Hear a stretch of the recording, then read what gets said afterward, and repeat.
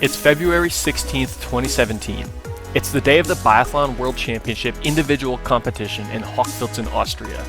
As fans gear up for an exciting and action-packed day of biathlon racing, nobody expects the history that is about to be made. The hero of our story is so unassuming that our first glimpse of him is in the background of another competitor completing the course.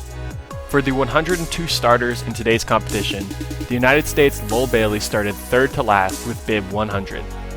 Although the start order has no bearing on the outcome of the race, one cannot overlook the metaphoric implications of this random start draw. International competition has been dominated by Scandinavians, Russians, and Central Europeans since its inception.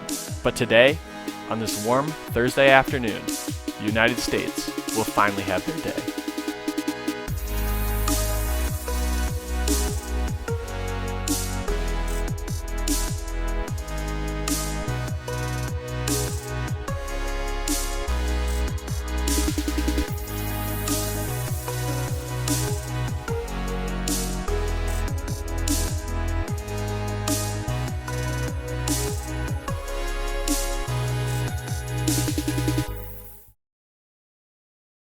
I'd like to take a moment to thank my supporters on Patreon. A lot of time and research goes into producing videos like these, so if you'd like to support the channel, check the link in the description down below to get exclusive perks such as early access to videos and exclusive content. Biathlon has military roots in the United States. In 1943, the 10th Mountain Division began preparing soldiers for winter mountain warfare, and the biathlon seed that would lead to Lowell's 2017 competition would be planted, but that's a long time coming. Taking a page out of the Finnish military playbook, the US Army began preparing over 20,000 soldiers for ski warfare at Camp Hale, Colorado, and ignited the earliest example of people doing biathlon in the United States as we know it today. Inter-military competitions would take place in the Alps between rival militant groups as a way to keep soldiers prepared for war. However, as the need for an on-snow military died with the conclusion of World War II, the focus of these mountain units shifted from combat to competition.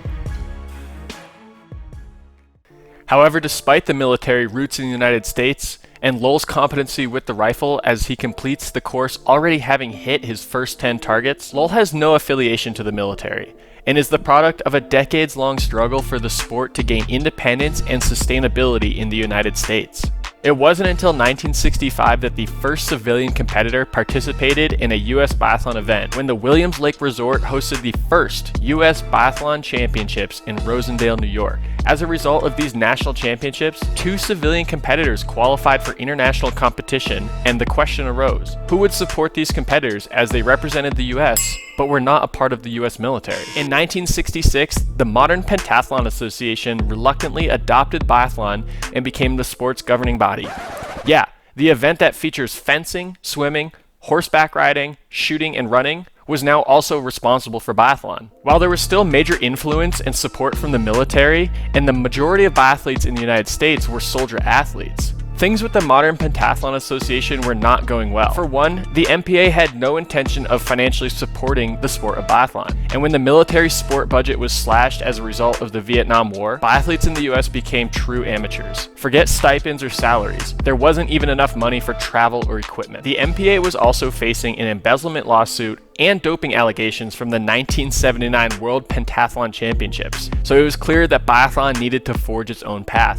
In 1980, biathlon officials sent out to disband from the Modern Pentathlon Association, form a new governing body, the US Biathlon Association, and began supporting the growth and development of the sport within the United States.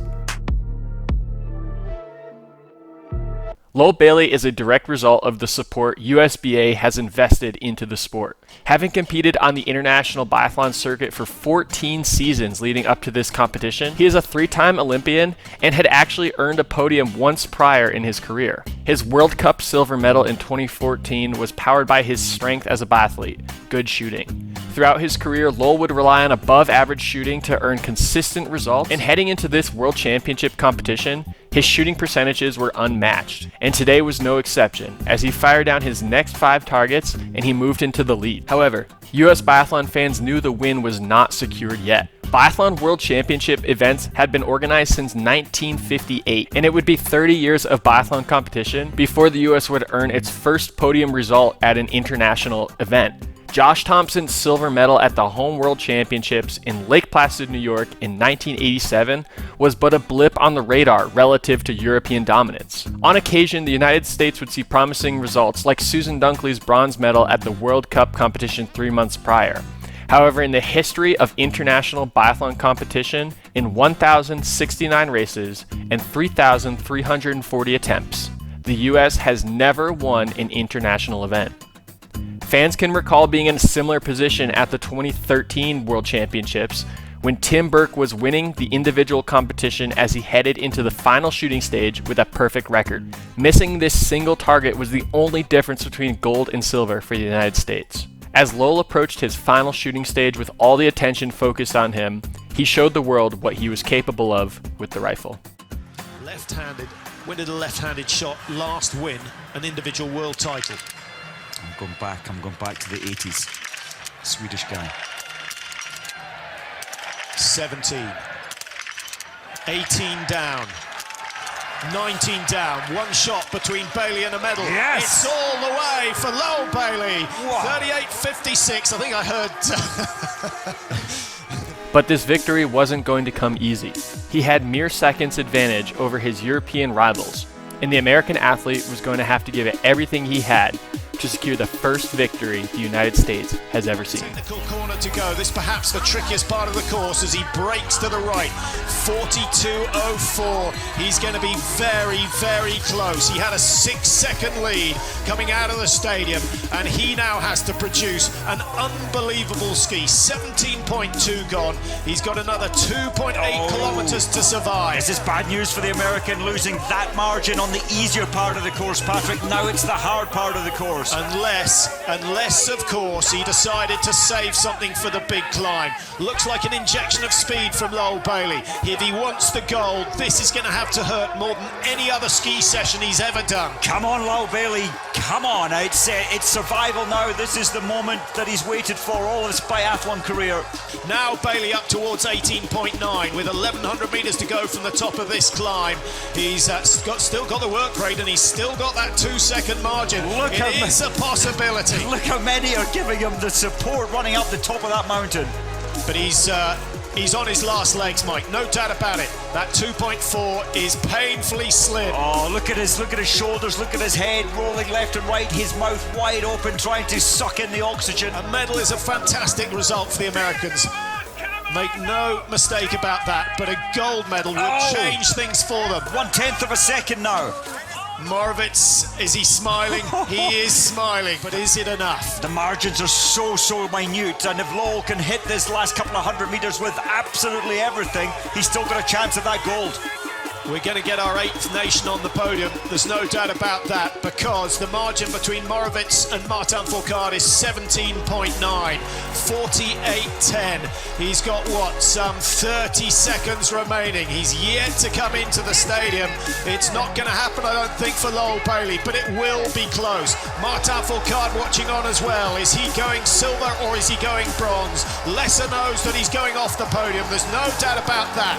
In they come. Still, it's the American tucked in behind Volkov of Russia, which has been useful, as Mike suggested.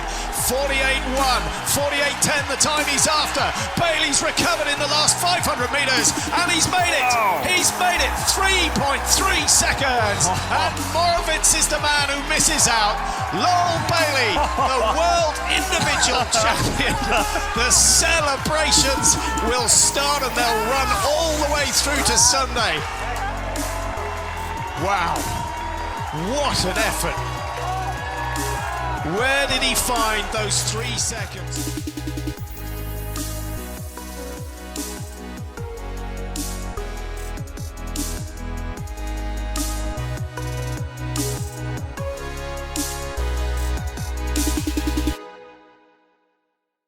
Hey, one final shout out that I want to give is to my first biathlon coach and longtime friend, Art Stagen. He wrote this book, Unique and Unknown, the story of biathlon in the United States. Most of the history and knowledge that I got for this video came from this book, and you can buy this on the US Biathlon website. I'll leave a link to it down below, but just want to give a shout out to Art because he's been there really since the beginning for me in my biathlon journey, and he's been highly involved in US Biathlon for a number of years. So yeah, this one's for you, Art.